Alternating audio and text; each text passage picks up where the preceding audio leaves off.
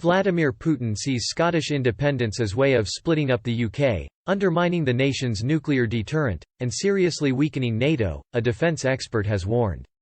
Ian Ballantyne, editor of Warships International Fleet Review, made his comments after the publication by Parliament's Intelligence and Security Committee of its Russia report last week, which concluded the UK government had badly underestimated the threat posed by Moscow.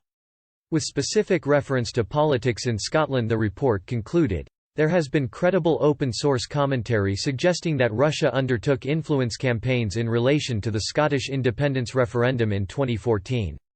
Writing in Warships IFR earlier this week, Mr. Ballantyne said, "Why the Russians would seek to influence the 2014 Scottish independence referendum's outcome can be looked at via the prism of serving the Kremlin's greater naval and military objectives.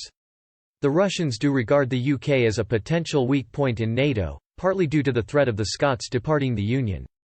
If such a thing were to happen, it would offer the benefit of undermining the national strategic deterrent and NATO."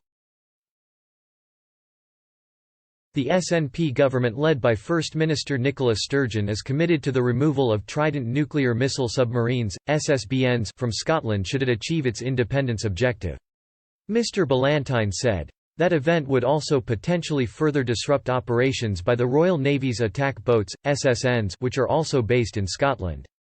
Mr. Ballantyne added, "When he was Prime Minister, David Cameron refused to openly consider a plan for relocating the Trident boats and the SSNs elsewhere in the UK, for fear of undermining the Union.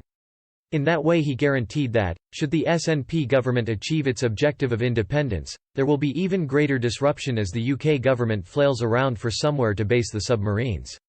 A panel-based poll earlier this month suggesting 54% of Scots now back a yes vote in a future referendum compared with 46% who would vote no. And Mr. Ballantyne said should Scotland succeed in breaking away, the implications for Britain's independent nuclear deterrent were serious, and even potentially disastrous.